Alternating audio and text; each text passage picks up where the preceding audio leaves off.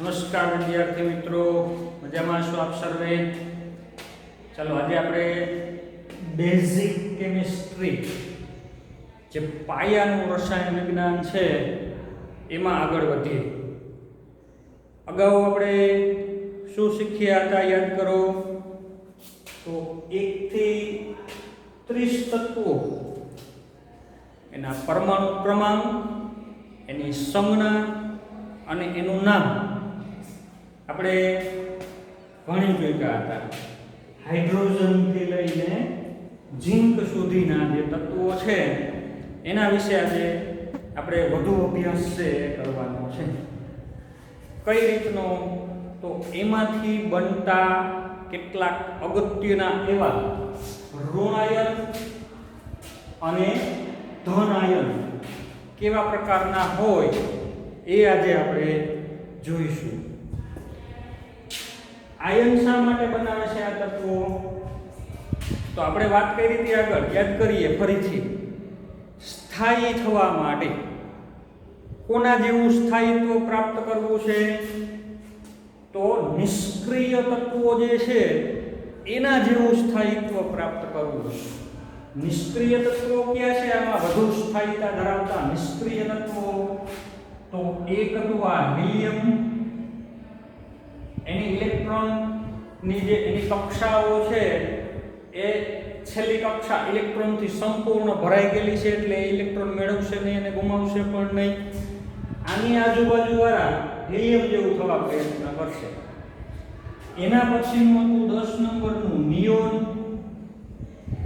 તમે પણ આની નોંધ તમારી નોટબુકમાં કરેલી હશે, બરાબર? આપણે ગયા વખતે કરાવેલી હતી. ખાસ બ્રેકેટ દોરજો તમે પણ, જેથી કરીને તમને પણ ખ્યાલ આવે કે ભાઈ આના જેવું થવા માટે આજુબાજુના છે એ પ્રયત્ન કરે છે. તો નિયોન, બરાબર, આ 10 નંબરનું તત્વ છે તો એના જેવું થવા માટે આજુબાજુના તત્વો છે એ કા ઇલેક્ટ્રોન મેળવશે, કા ઇલેક્ટ્રોન ગુમાવીને નિયોન જેવી ઇલેક્ટ્રોન રચના પ્રાપ્ત કરવા પ્રયત્ન કરશે. એટલા માટે એ ઋણાયન બનશે અથવા ધનાયન બનશે. એના પછીનું એક હજી હતું ત્રીજું, યાદ કરો તો 18 નંબરનું આર્ગોન. બરાબર, આર્ગોન છે એ નિષ્ક્રિય તત્વ છે, વધુ સ્થાયીતા ધરાવે છે. તો એના જેવું બનવા માટે આ સલ્ફર છે, ક્લોરીન છે, એ ઇલેક્ટ્રોન મેળવીને આર્ગોન જેવા થશે, અથવા પોટેશિયમ ને કેલ્શિયમ જેવા છે તો એ ઇલેક્ટ્રોન ગુમાવીને આર્ગોન જેવો બનવા પ્રયત્ન કરશે. હવે આપણે આના આગળ ભણી ગયા હતા કે ભાઈ કોઈ તત્વ જો ઇલેક્ટ્રોન મેળવે, જો તટસ્થ પરમાણુ ઇલેક્ટ્રોન મેળવે તો શું બને? એમાંથી ઋણ આયન. ઇલેક્ટ્રોન મેળવવાથી એનો ઋણાયન બનશે. ક્લોરીન ને આર્ગોન જેવું થવું છે તો શું કરશે? તો ઇલેક્ટ્રોન મેળવશે એટલે એનો ઋણાયન બનશે. પોટેશિયમ ને આર્ગોન જેવું થવું છે તો ઇલેક્ટ્રોન ગુમાવશે અને ધનાયન બનશે. તો ક્લોરીન ઋણાયન બને, પોટેશિયમ છે ધનાયન બને. તો આપણે એ જોવું છે કે કોણ કોણ ને કેવા પ્રકારના ઋણાયન છે અસ્તિત્વ ધરાવતા હોય, કેવા પ્રકારના ધનાયન છે એ અસ્તિત્વ ધરાવતા હોય. ચાલો, એક તો આપણે લીધું હતું પહેલું હાઇડ્રોજન.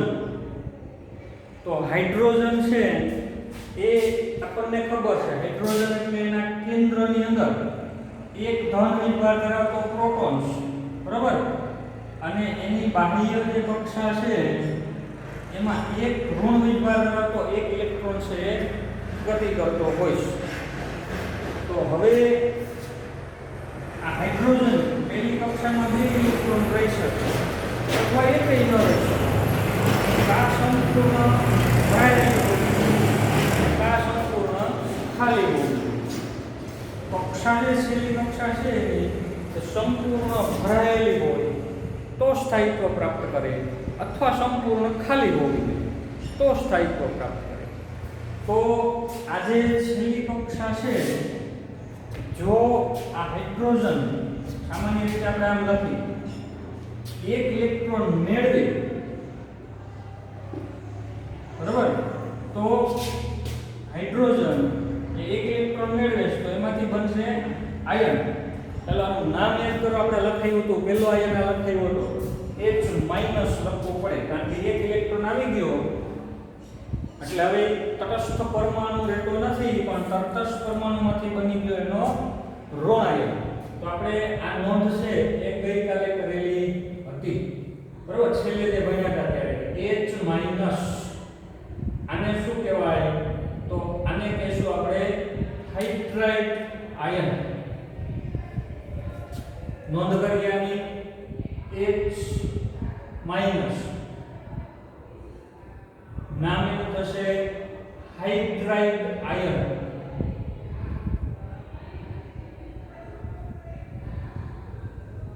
અને હાઇડ્રાઇડ આયન કહેવાય. હાઇડ્રાઇડ હાઇડ્રોજનનો એક બીજો આયન અહીંયા દર્શાવ્યો હતો કે એક હાઇડ્રોજન અને એક ઓક્સિજન બે જોડાય ઇલેક્ટ્રોનની ભાગીદારી કરીને. હવે ઇલેક્ટ્રોનની ભાગીદારી કઈ રીતે થતી હોય એ બધું આપણે પરમાણુની રચના પછીના જે પાઠ છે પરમાણુ બંધ વિશેનો રાસાયણિક બંધન એમાં સમજશું. અત્યારે ખાલી આપણે આયનો પૂરતું વિચારીએ કે ઓક્સિજન અને હાઇડ્રોજન બંને સાથે જોડાયેલા હોય અને એ સિવાય એને એક ઇલેક્ટ્રોન હજી બહારથી મળે તો એની ઉપર એક ઋણ વીજભાર આવે એટલે એને કહેવાય OH-. તો એક આપણે આની પણ નોંધ કરેલી હતી OH-. શું નામ થશે એનું યાદ કરો હાઇડ્રોક્સાઇડ.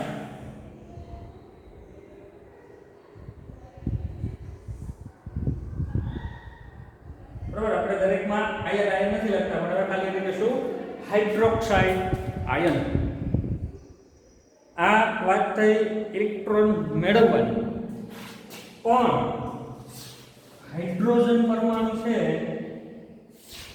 એની પાસેથી ઇલેક્ટ્રોન કોક લઈ લે એવું આવે બીજું તત્વ તો આ ઇલેક્ટ્રોન છે એ લઈ જાય. કોઈ અન્ય તત્વ લઈ ગયું આ ફ્લોરિન જેવું દાખલા તરીકે તો એ ઇલેક્ટ્રોન લઈ જાય તો વધે ખાલી અહીંયા પ્રોટોન. તો હવે એને H+ હાઇડ્રોજન H પરમાણુ ન કહેવાય પણ એની ઉપર પ્લસ નિશાની આવશે એટલે એ બની ગયો આયન. તો એ આપણે અહીં દર્શાવી H+ એટલે કે હાઇડ્રોજન એક ઇલેક્ટ્રોન ગુમાવી દીધો છે એટલે એનો બની ગયો ધન આયન. આને કહેશું હાઇડ્રોજનનો ધન આયન અથવા એને કહીશું આપણે પ્રોટોન અથવા એને કહેવાય હાઇડ્રોજન ધન આયન અથવા એને કહેવાય પ્રોટોન કારણ કે ઇલેક્ટ્રોન ગુમાવવાથી વધ્યું ખાલી હવે કેટલું પ્રોટોન. એકલો પ્રોટોન અસ્તિત્વ નથી ધરાવતો એ આવા પાણી જેવા બીજા કોઈ અણુ હારે જોડાઈ જાય તો એક સંયુક્ત આયન બની જશે એટલે એને કહેશું આપણે H3O+. ચાલો આને શું કહીશું હાઇડ્રોનિયમ આયન.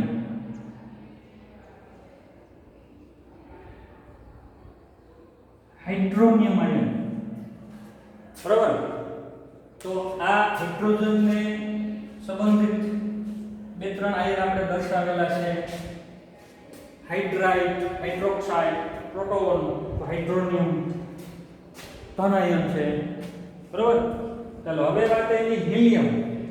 તો હિલિયમનો તમને કોઈ પણ પ્રકારનો ધન આયન કે ઋણ આયન ક્યારેય પણ જોવા મળશે નહીં.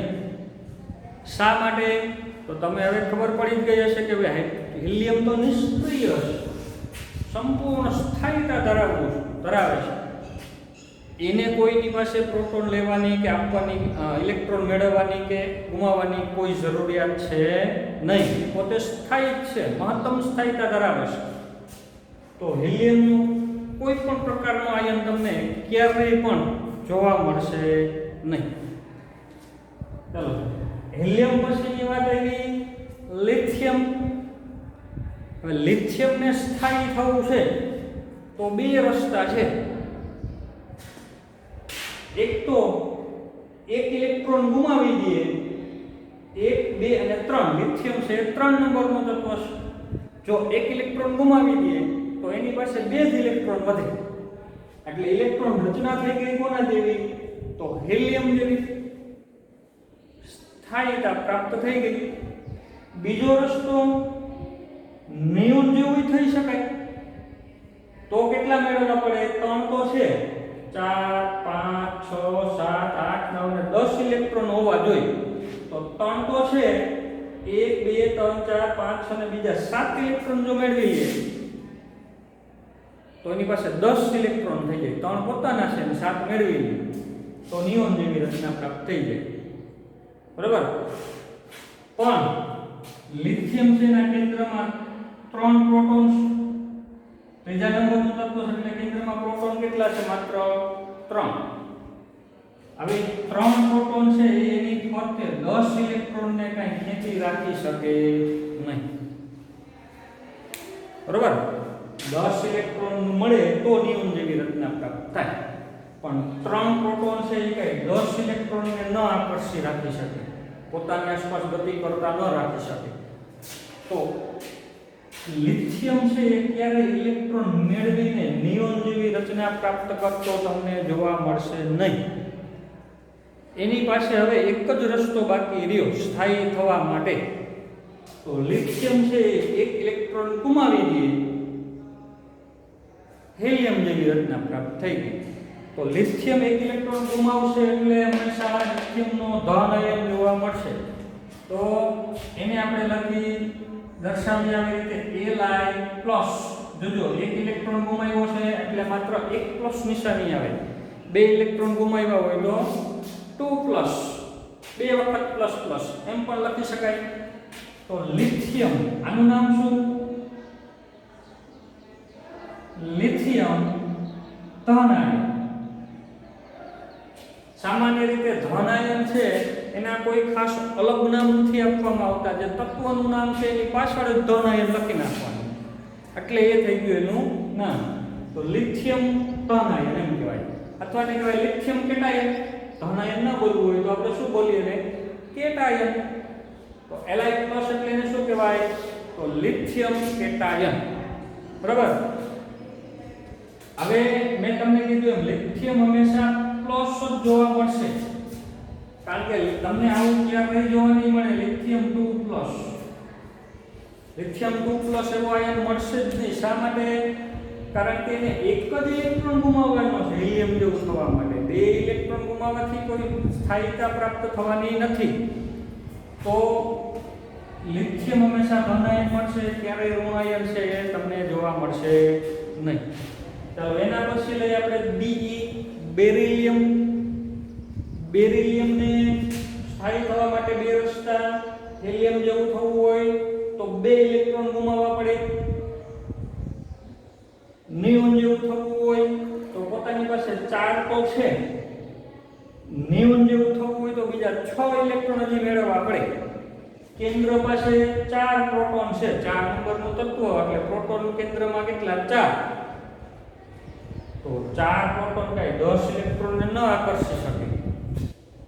એટલે બેરિલિયમ ક્યારેય ઇલેક્ટ્રોન મેળવીને ઋણ આયન નહીં બને. બેરિલિયમ પણ લિથિયમની જેમ જ શું કરશે? તો જો બેરિલિયમ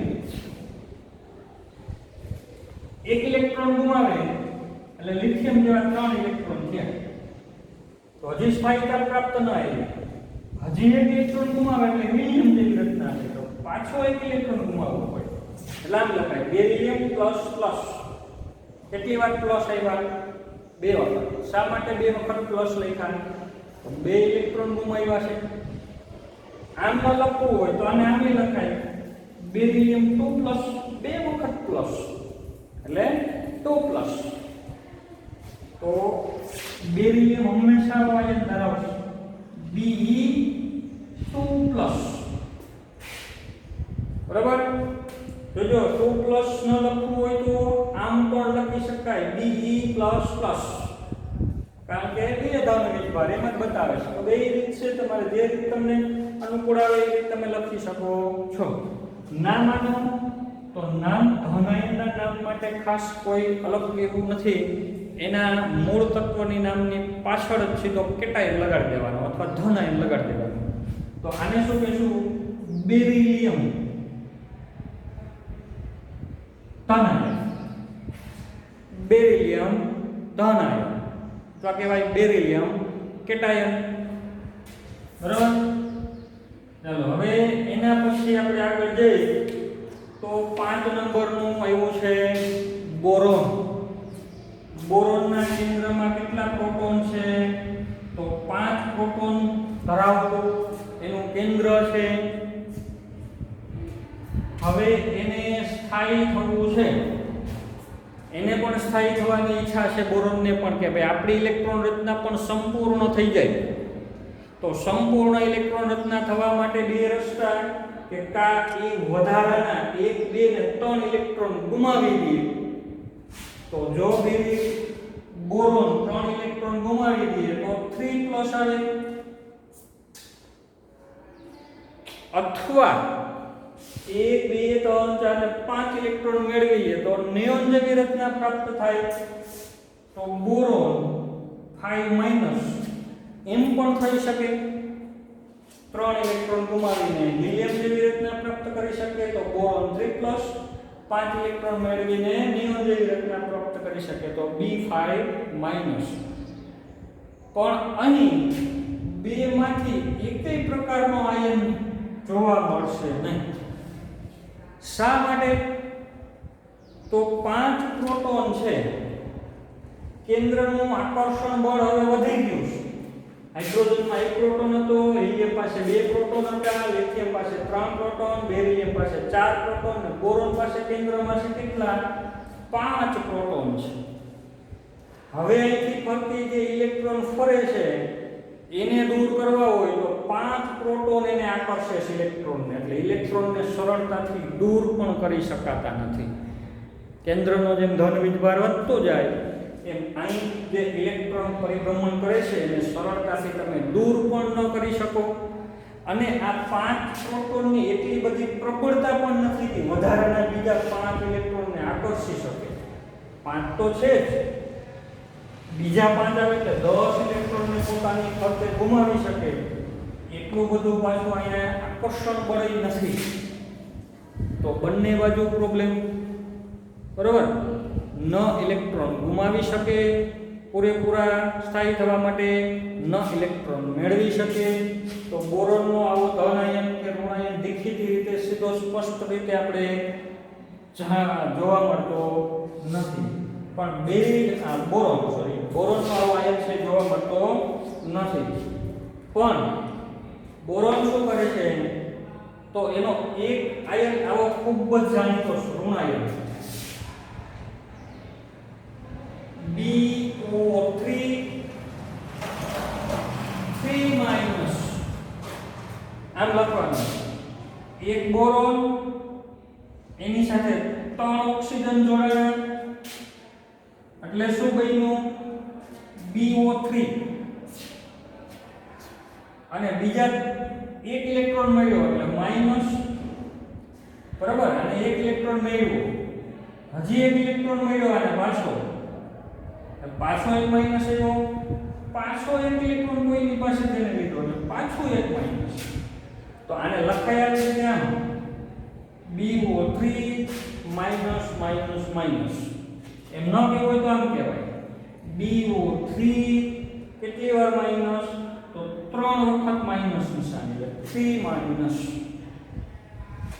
બોરોન, એક બોરોનનો પરમાણુ, 3 ઓક્સિજનના પરમાણુ, અને એ સિવાય હજી કક્ષાઓ પૂરી કરવા માટે 3 ઇલેક્ટ્રોન ઘટતા હતા એટલે 12 થી લીધા એટલે વીજભાર આવ્યો 3-.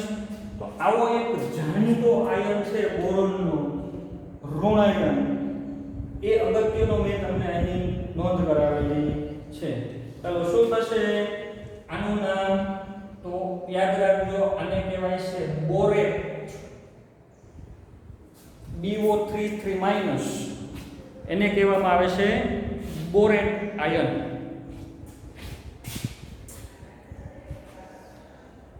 તમને એમ થાય કદાચ પ્રશ્ન કે શા માટે બોરોન 3 ઓક્સિજન સાથે જોડાણો, 4 સાથે કેમ નહીં, 2 સાથે કેમ નહીં? તો એ તમે રાસાયણિક બંધન જે પાઠ છે, બંધ કેવી રીતે બને, શા માટે બને, એ પાઠ આખો ભણશો ત્યારે તમને બધી જ એમાંથી જે જાણકારી છે એ પૂરેપૂરી મળી જશે. એટલે હાલ આપણે એમાં પડવાનું નથી. હાલ તમારે માત્ર નામ યાદ રાખવાનું છે કે ભાઈ BO3 3- એટલે એને શું કહેવાય? તો બોરેટ આયન કહેવાય. બોરેટ. બરાબર? ચાલો એના પછી આપણે લઈ કાર્બન. હવે યાદ કરો, હમણાં આગળ જેમ આપણે વિચારતા એમ જ વિચારો પાછું. કાર્બનને સ્થાયી થવું છે તો 1 2 3 ને 4 ઇલેક્ટ્રોન ગુમાવવા પડે. 4 ઇલેક્ટ્રોન ગુમાવે એટલે એમાંથી બનશે C4+. બરાબર? 6 ઇલેક્ટ્રોન હતા, 1 2 3 4 ગુમાવી દીધા એટલે 2 જ વધ્યા હિલિયમ જેવા. અથવા 6 છે, 1 2 3 4 મેળવી લઈએ, 4 મેળવે તો 4- નિયોનની રચના પ્રાપ્ત થઈ શકે. તો કાર્બન છે એ 4 ઇલેક્ટ્રોન ગુમાવીને 4+ સંયોજકતા ધરાવે અથવા 4 મેળવીને નિયોન જેવી રચના પણ પ્રાપ્ત કરી શકે.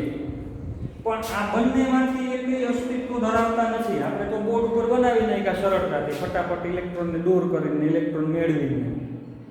વાસ્તવિક રીતે જ્યારે ઇલેક્ટ્રોન મેળવવાની કે ગુમાવવાની એનો પ્રયત્ન કરે છે ત્યારે એ શક્ય બનતું નથી. શા માટે?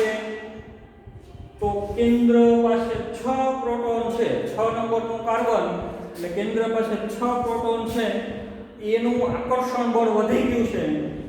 એટલે એમાંથી હવે આપણે 4 ઇલેક્ટ્રોનને સરળતાથી કંઈ દૂર કરી શકીએ નહીં. ખૂબ મોટી ઉર્જાની જરૂર પડે. એટલા માટે એક ઇલેક્ટ્રોન ગુમાવીને ધન આયન બની શકતો નથી. C4+ અસ્તિત્વ નથી. 6 પ્રોટોનની એટલી બધી કેપેસિટી પણ નથી કે એ 10 ઇલેક્ટ્રોનને પોતાની ફરતે ખેંચી રાખી શકે. એટલે માઇનસ આયનની પણ શક્યતા નથી. પણ કાર્બન બીજા અન્ય તત્વો સાથે જોડાઈને ઘણા આયનો બનાવે છે. દાખલા તરીકે કાર્બન નાઇટ્રોજન જોડાઈ જાય તો Cn એક ઇલેક્ટ્રોન મેળવે બહારથી, Cn- આવો આયન બને છે. તો આપણે એની એક નોંધ કરીએ.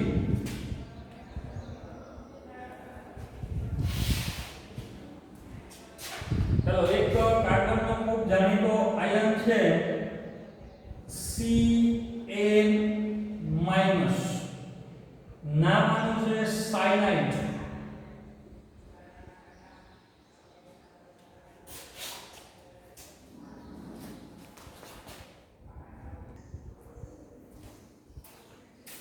તો Ca- સાયનાઇડ આયન છે, જાણીતો છે. કાર્બન અને ઓક્સિજન જોડાઈને પણ એક ખૂબ જ અગત્યનો એવો આયન બનાવે છે. એક કાર્બન 3 ઓક્સિજન એટલે CO3, એક કાર્બન 3 ઓક્સિજન આરે જોડાણો એટલે શું બન્યું? CO3 બન્યું. હજી એની કક્ષાઓ સંપૂર્ણ ભરાતી નથી. એક ઇલેક્ટ્રોન હજી બહારથી મેળવે છે એટલે એકની જ બહાર આવ્યો. હજી એક ઇલેક્ટ્રોન બહારથી મેળવે એટલે પાછો એકની જ બહાર આવ્યો. એટલે બને છે CO3 2-. ખૂબ જ જાણીતો એવો આયન છે આ. હું તમારી પાસે એટલી આશા રાખું કે ધોરણ 9 અને 10 ને આધારે તમે આનું નામ છે કહી શકો. ઘણા ખરાને ખ્યાલ આવી ગયો છે નામ એનું CO3 2-. Carbonate ion. શું કહીશું એને આપણે? Carbonate ion. બરાબર? યાદ રાખવાનું છે ખાસ તમારે ભાઈ કાર્બોનેટ તો ખબર પડવી જોઈએ. કાર્બોનેટ એટલે CO3 2-. શું કેવી રીતનું બન્યું છે? તો એક કાર્બન છે, 3 ઓક્સિજન્સ અને 2 ઇલેક્ટ્રોન બહારથી મેળવેલા છે એટલે એ વીજભાર તરીકે દર્શાય છે અહીંયા ઉપર. તો આવી રીતે આપણે CO3 2- ને શું કહીશું? કાર્બોનેટ. હવે તમે બીજો એક એને જેવો શબ્દ પણ સાંભળેલો હશે, બાયકાર્બોનેટ. જોજો ખાલી કાર્બોનેટ એટલે તો ખબર પડી ગઈ, કાર્બોનેટ એટલે CO3 2 માઈનસ. પણ બાયકાર્બોનેટ એટલે તો તમે આગળ H+ ધન આયનને જોડી દો. આને મારે ધન આયન સાથે જોડી દેવો છે H+ સાથે.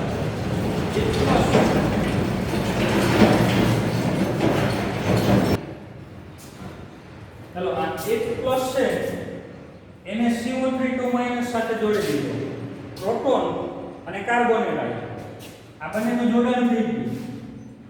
નવો જે આયન બન્યો શું બન્યો જુઓ જે નવું શું બનશે? એક હાઇડ્રોજન, એક કાર્બન, 3 ઓક્સિજન, HCO3. પેલા તત્વોનો સરવાળો કરી દો. એક હાઇડ્રોજન, એક કાર્બન, 3 ઓક્સિજન, એક હાઇડ્રોજન, એક કાર્બન, 3 ઓક્સિજન, HCO3. હવે ઉપર વીજભારનો સરવાળો કરીએ તો આનો પ્લસ, આનો 2 માઈનસ, ટોટલ શું થયું? 1 માઈનસ વધે થાય. કારણ કે આ પ્લસ 1 પ્લસ, ખાલી પ્લસ એટલે 1 પ્લસ, અથવા આમ સમજાવું આ પ્લસ અને આ 2 માઈનસ, તો 1 પ્લસ માઈનસ તો 0 થઈ ગયું, 1 માઈનસ ખાલી વહી ગયું. બરાબર? તો આ જે આયન છે HCO3 માઈનસ એને શું કહેવામાં આવે છે? Bicarbonate ion. ગમે તે આયનની આગળ તમે એક H+ લગાડી દો એટલે એનું જે નામ છે એની આગળ લાગી જશે બાય. દાખલા તરીકે આયન લગાડી દો H, બાકી સેમ જ CO3, વીજભાર એક ઓછો થઈ જશે, 2 માઈનસ નહીં, ખાલી માઈનસ, કારણ કે એક પ્લસ હતો એટલે એક માઈનસ ઓછો થઈ ગયો. આ ધ્યાન રાખવાની છે ખાસ. HCO3 માઈનસ શું કહેવાય? તો આની આગળ શું લગાડી દેવાનું? H લગાડી દો એટલે બાય. તો આને કહેશું આપણે બાયકાર્બોનેટ.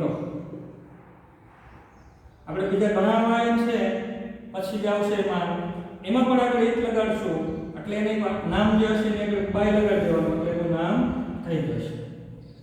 બરોબર? તો હવે પછીના જે આયન છે એમાં તમને આ વસ્તુ આવડવી જોઈએ. HCO3 માઈનસ શું કહેશું એને?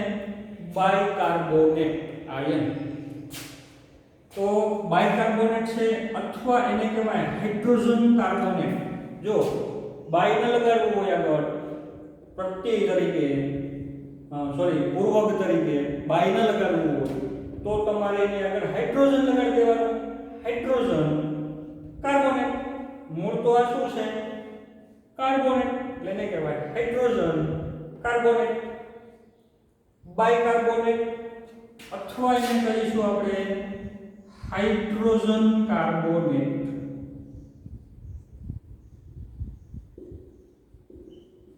હાઇડ્રોજન કાર્બોનેટ એમ પણ કહેવામાં આવે. બરાબર?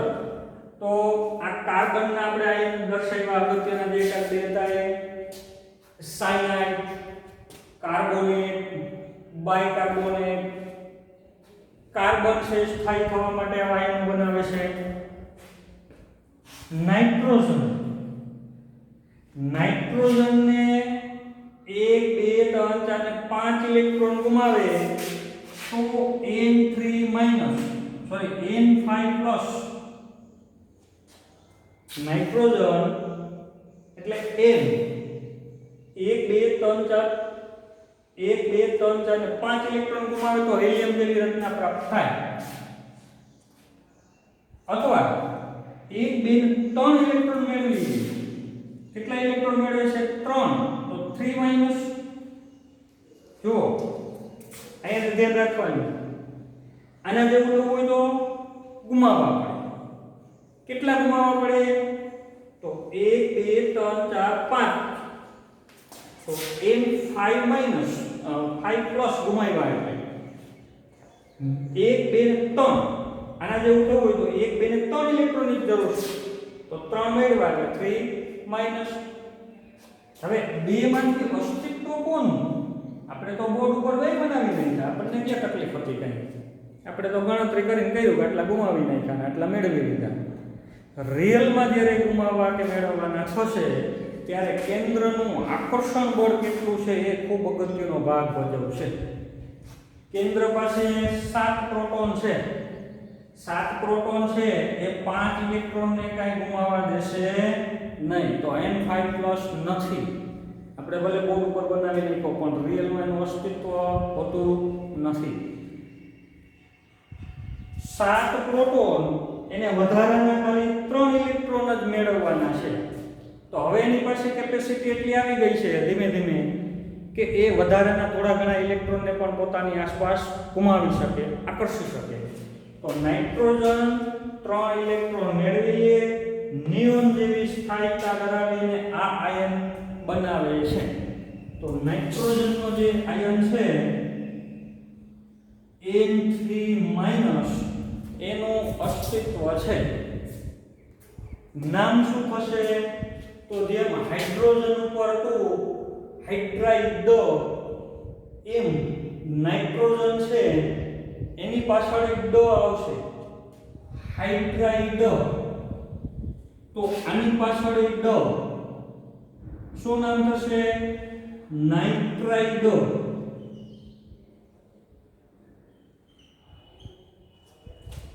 બરોબર, નાઇટ્રાઇડ આયન કહેવાય. ખ્યાલ પણ તમને આવવો જોઈએ શા માટે નાઇટ્રાઇડ આયન છે એમાં N3- છે. N- હોત તો ખાલી ઓક્સિજન જેટલા ઇલેક્ટ્રોન થાત તો ક્યાં સ્થાયી થાય? N2- હોત તો 1 ને 2 વધારે આવે, ફ્લોરિન જેવી ઇલેક્ટ્રોન રચના મળી તોય ક્યાં સ્થાયી થાય? N3- તો એ 7 તો છે, 1 2 3 વધારાના આવ્યા, નિયોન જેવી રચના પ્રાપ્ત થઈ ગઈ, અસ્તિત્વ છે નથી. આ છે બરાબર. તમને ખ્યાલ આવે જ જાવો જોઈએ. N- ન હોય, N2- ન હોય, N3- હોય. નાઇટ્રાઇડ. ચાલો હવે નાઇટ્રોજન છે એ બીજો આના જેવો જ, તમને કદાચ કન્ફ્યુઝ થઈ જાય, ભૂલ પણ તમે ક્યારેક ઉતાવળમાં પડી શકે એવો એક આયન બીજો પણ બનાવે છે N3-. ચાલો આ બંનેમાં શું ફેર છે? તદ્દન જુદા આયન છે બે. આ છે N3-, આ છે N3-.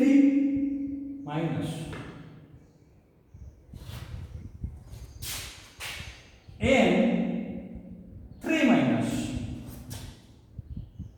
તો જો હું બોલું એમાં ધ્યાન રાખજો. આ N3-,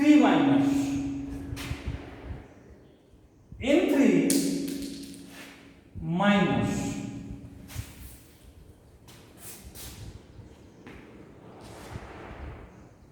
આ છે નાઇટ્રાઇડ N3-. એ છે એઝાઇડ. શું ફેર છે? તો આમાં એક નાઇટ્રોજન છે, માત્ર નાઇટ્રોજન એક છે, એને 3 ઇલેક્ટ્રોન મેળવ્યા એટલે બની ગયું N3-. એમ થયું N3- બન્યું. આમાં શું છે? તો આમાં છે 3 નાઇટ્રોજન, એક નાઇટ્રોજન, બીજો નાઇટ્રોજન, ત્રીજો નાઇટ્રોજન, 3 નાઇટ્રોજનના પરમાણુ ભેગા થયા અને પછી એમાં મળ્યો ખાલી 12 થી એક જ ઇલેક્ટ્રોન, એટલે બન્યું N3 અને વિસ્ભાર તો ખાલી એક જ માઈનસ. તો આ ફેર છે બરોબર. તો આ તમારે ધ્યાન રાખવાની છે. બંનેને બોલવાની રીત છે એ જુદી હોવી જોઈએ, નહીતર ખબર ન પડે. ચલો જોવો જોઈએ આને કેમ બોલાય? એમ પછી અટકી જવાનું. આને બોલવું હોય તો N પછી અટકી જવાનું, પછી આ ભેગું બોલાય 3 માઇનસ, એટલે 3 માઇનસ વિધવા છે એ 3 માઇનસ, નામ કયું નાઇટ્રાઇટ. આ બોલવું હોય તો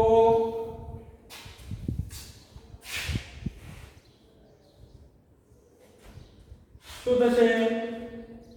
N3 એમ બોલાય. N3 એટલે 3 નાઇટ્રોજન છે અને ખાલી એક જ માઇનસ, N3 માઇનસ. તો આ રીતે આ બે આયન છે નાઇટ્રાઇટ અને એઝાઇટ બોલવામાં ધ્યાન રાખવાની છે. ચલો, નાઇટ્રોજન અને ઓક્સિજન જોડાઈને બે અગત્યના આયન બનાવે છે. નોંધ અહીં કરું તો NO3 માઇનસ અને બીજો છે NO2 માઇનસ. પેલો કયો લખ્યો? NO3 એટલે એક નાઇટ્રોજન ને 3 ઓક્સિજન, NO3 વીજભાર ખાલી એક જ માઇનસ, NO3 માઇનસ. બીજો મેં લખ્યો NO2 માઇનસ. આમાં એક નાઇટ્રોજન સાથે 3 ઓક્સિજન છે, આમાં એક નાઇટ્રોજન સાથે 2 ઓક્સિજન છે. વીજભાર બેમાં સરખો માઇનસ માઇનસ. નામ બંને આવડતા હશે કોઈને કદાચ. NO3 માઇનસ તમે ઘણી વખત સાંભળેલા પણ હશે આ નામ. આને કહેશું નાઇટ્રેટ.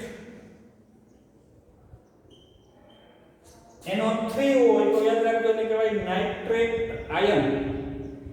NO2 હોય તો એને કહેવાય નાઇટ્રાઇટો આયન. Nitrite ion. તો આ બંને આયન છે નાઇટ્રેટ અને નાઇટ્રાઇટ. તો નાઇટ્રોજનના 3 અગત્યના આયન છે તે મેં અહીં તમને દર્શાવેલા છે.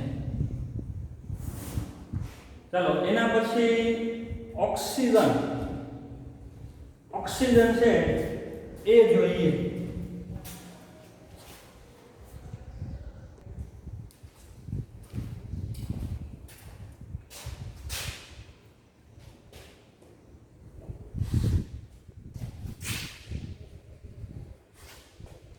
ઓક્સિજનને કેટલા ઇલેક્ટ્રોન જોઈશે નિયોન જેવું થવા માટે? તો 2 જ ઇલેક્ટ્રોન જોઈશે. બરાબર? એટલે ઓક્સિજન છે એ આવો એક આયન બનાવે છે. ઋણ આયનના લિસ્ટમાં જ લખજો O2 માઈનસ. આમ લખાય O2 માઈનસ. ઓક્સિજનનો એક પરમાણુ એક ઇલેક્ટ્રોન મેળવે એટલે ફ્લોરિન જેટલા ઇલેક્ટ્રોન થઈ જાય. બીજો ઇલેક્ટ્રોન એમાં દાખલ થાય તો પાછો બીજો માઇનસ આવ્યો. નિયોન જેવી સ્થાયીતા ધરાવતી ઇલેક્ટ્રોન રચના તૈયાર થઈ એટલે એને કહેવાય O2 માઇનસ. નામ એનું, હવે એનું નામ યાદ રાખવા માટે હું અહીંથી લઉં. ખાલી એક H માઇનસ હાઇડ્રાઇડ ડ, છેલ્લે ડ આવ્યું. N3 માઇનસ નાઇટ્રાઇડ ડ આવ્યું. O2 માઇનસ તો ઓક્સાઇડ આયન. શું કહેશું આને આપણે? ઓક્સાઇડ. બરાબર? ઓક્સાઇડ આયન બન્યો કહેવાય. તો તમને ખ્યાલ આવવો જોઈએ ઓક્સિજન છે એ ક્યારેય ખાલી માઇનસ આવો નહીં હોય. ઓક્સિજન માઇનસ માઇનસ હશે. ઓક્સિજન 3 માઇનસ નહીં હોય. નથી હોય, નથી. શા માટે આવું? તો એક ઇલેક્ટ્રોન મળવાથી ફ્લોરિન જેવી રચના પ્રાપ્ત થઈ, સ્થાયીતા નથી. 2 ઇલેક્ટ્રોન મેળવે તો બરોબર, 2 વાર માઇનસ હોય O2 માઇનસ, સ્થાયીતા આવી. 3 મેળવે તો પછી તો સોડિયમ જેવી અસ્થાયી રચના થઈ ગઈ, પાછી એને કે સ્થાયીતા. તો આવી રીતે O3 માઇનસ પણ હોય નહીં.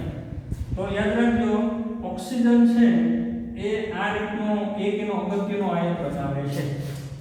હજી ઓક્સિજનના બે આના જેવા જ અગત્યના આયન છે એ પણ અહીં નોંધ કરાવી દો. O2 2 માઈનસ, બરાબર. શું લખ્યું? O2 એટલે બે ઓક્સિજન અને વીજભારનો 2 માઈનસ ઉપરની જેમ જ એને કહેવાય છે પેરોક્સાઇડ. જ્યારે બે ઓક્સિજન જોડાયેલા હોય અને બે વીજભાર હોય તો પેરોક્સાઇડ કહેવાય. એક જ ઓક્સિજન હોય ખાલી બે વીજભાર હોય તો આ ઓક્સાઇડ. બે ઓક્સિજન જોડાયેલા હોય બે વીજભાર હોય પેરોક્સાઇડ. તો O2 માઈનસ ખાલી એકલો O2 માઈનસ ઓક્સાઇડ. બે ઓક્સિજન જોડાયેલા છે અને બે માઈનસ વીજભાર છે તો એને કહેવાય પેરોક્સાઇડ. હજી એક ઓક્સિજન આવો ખૂબ અગત્યનો આયન બનાવે છે O2 ખાલી વીજભાર માઈનસ એક જ એને કહેવાય છે સુપર ઓક્સાઇડ.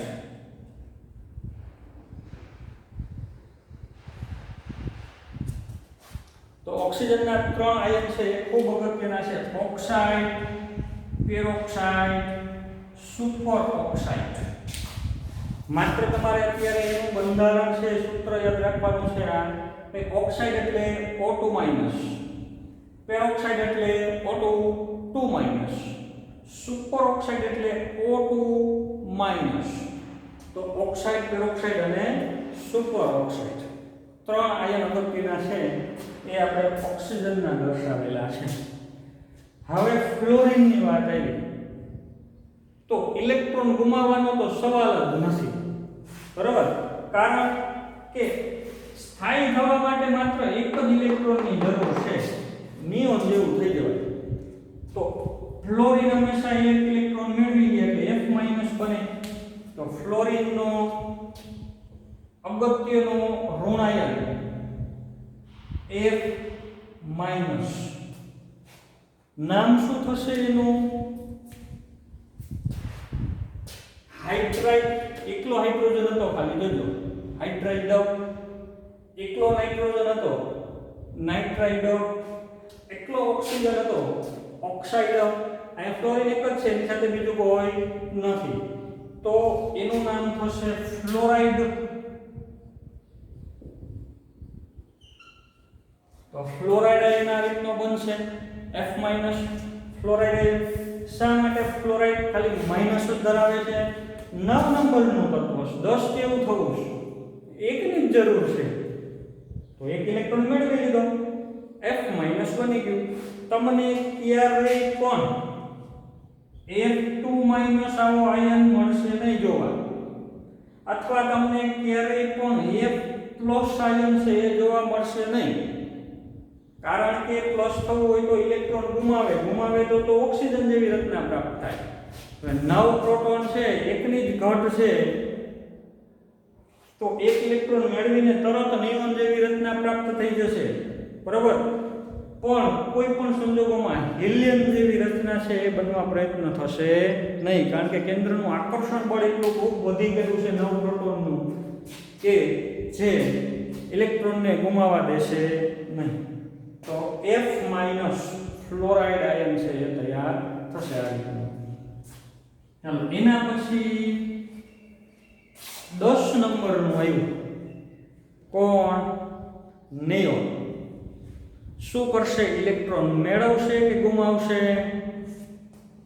બોલો, નિયોનનો કેવો આયન બનશે? ધન આયન કે ઋણ આયન? પોતે સ્થાયી આજુબાજુવાળા એના જેવો થવા પ્રયત્ન કરે છે. એ કોઈની સાથે પ્રક્રિયા કરતું નથી, ઇલેક્ટ્રોન મેળવતું નથી, ગુમાવતું નથી. એનો કોઈ પણ પ્રકારનો આયન તમને ક્યારેય પણ જોવા મળશે નહીં, બરોબર. એટલે તો આપણે એને કહીએ શું કહીએ છીએ? નિષ્ક્રિય તત્વ. તો નિયોન છે એ ધન આયન કે ઋણ આયન બનાવશે નહીં. હવે 10 સુધીના જોઈએ આપણે, અગત્યના એવા 10 સુધીના અહીં આવી ગયા. આટલા ઋણ આયન થયા, આટલા ધન આયન આપણા લિસ્ટમાં આવ્યા. હવે આપણે 11 થી લેવું છે સોડિયમ થી, તો સોડિયમ શું કરશે એ તમારે વિચારવાનું છે કે સોડિયમ ઇલેક્ટ્રોન મેળવીને આર્ગોન જેવી રચના બનાવશે. જો સોડિયમ ઇલેક્ટ્રોન મેળવીને આર્ગોન જેવી રચના બનાવે તો એનો ઉપર વીજભાર આવશે માઈનસ, કે પછી સોડિયમ ઇલેક્ટ્રોન ગુમાવીને નિયોન જેવી રચના બનાવશે તો એના ઉપર વીજભાર આવશે પ્લસ. તો સોડિયમનો ઋણ આયન બનશે કે સોડિયમનો ધન આયન બનશે? ચાલો આ વિચારજો તમે લોકો તમારી રીતે જેવા એવા રફમાં થોડાક આયન બનાવવાનો પ્રયત્ન કરજો. ખોટું કંઈ થોડું ઘણું ટ્રાય કરશો, ખોટું પડશે એની ચિંતા ન કરો, પણ ટ્રાય કરશો ને તો તમને એમાં ઘણું બધું કંઈક શીખવા મળશે. ક્યાં અટકશો, શું ભૂલ પડી, ક્યાં ધ્યાન રાખવાનું છે, આનો ખ્યાલ આવશે. મેં જેમ અત્યારે 1 થી 10 સુધીના આયન બનાવ્યા એવા આયન સોડિયમથી કેલ્શિયમ સુધીના તમારી જાતે ક્યાંય કોઈ ચોપડીનો ઉપયોગ કર્યા વગર બનાવવાનો પ્રયત્ન કરજો. એનું નામ ન આવડે તો કંઈ નહીં, બરોબર, પણ આવા કેવા આયન બની શકે? n માઇનસ બની શકે, n2 માઇનસ, Na2 માઇનસ બની શકે, Na પ્લસ બની શકે, Mg2 પ્લસ બને કે Mg2 માઇનસ બને, એવો વિચાર તમારે કરવાનો છે. આપણે નેક્સ્ટ લેક્ચરમાં જ્યારે મળીશું ત્યારે અહીંથી આગળના જે શક્ય આયન છે એના વિશે ચર્ચા કરીશું. પણ ત્યાં સુધીમાં તમારે શું કામ કરવાનું છે? આ ક્રમ તમને યાદ હોવો જોઈએ કે આ 2 નંબર છે, આ 10 નંબર, સોડિયમ 11 નંબર છે તો 10 જેવો પ્રયત્ન કરે છે, આર્ગોન 18 નંબર છે તો આજુબાજુ 18 જેવું થવા પ્રયત્ન કરે છે. આ જે કોન્સેપ્ટ છે એ એકદમ ફૂલ કોન્ફિડન્સથી તમને ક્લિયર હોવો જોઈએ, તો જ તમે આમાં સરળતાથી ફટાફટ ધનાયન કે ઋણાયન છે બનાવી શકો. ચાલો સરસ મજાના તમારી નોટમાં ઋણાયનનું લિસ્ટ તૈયાર કરજો, બરાબર, જે આપણે અહીં નોંધ કરાવેલી છે એ, અને સામેનું બીજું પેજ છે એમાં ધનાયન તમારે લખવાના છે. સાથે સાથે બીજી એક વસ્તુ ખાસ, માત્ર નોંધ ન કરતા પણ નામ એ પરફેક્ટ યાદ રાખજો, કારણ કે આના પછીના લેક્ચરમાં જ્યારે આયનો પૂરા થશે ત્યારે ઋણાયનને ધનાયનને જોડીને એમાંથી અગત્યના એવા આયનીય સંયોજનોના નામ અને એના બંધારણો તમને શીખવાડીશ. અને એ તમે ફટાફટ ક્યારેક તૈયાર કરી શકો, તમને એનું નામ ફટાફટ આવડતું હોય તો. એટલે મારે ફરીથી એટલા માટે કહેવું પડે કારણ કે આપણો પાયો સ્ટાર્ટિંગ એ તો ખૂબ મજબૂત હોવું જોઈએ, બરાબર. તો તમે ફટાફટ એક પછી એક પગથિયા છે ચડતા જશો, ક્યાંય પણ જરાય તકલીફ પડશે નહીં, એની ગેરંટી હું તમને આપું છું. તો તમારા ઉપર એટલો વિશ્વાસ રાખી શકું કે મેં જે તમને આ કહ્યું છે એનું તમે પાલન કરશો. અહીં રજૂ કરેલું છે તમારી નોટમાં સરસ રીતે ઉતારી તૈયાર રાખજો. 11 થી આગળના આયનોનો અભ્યાસ આપણે કરીશું નેક્સ્ટ લેક્ચરમાં. Thank you.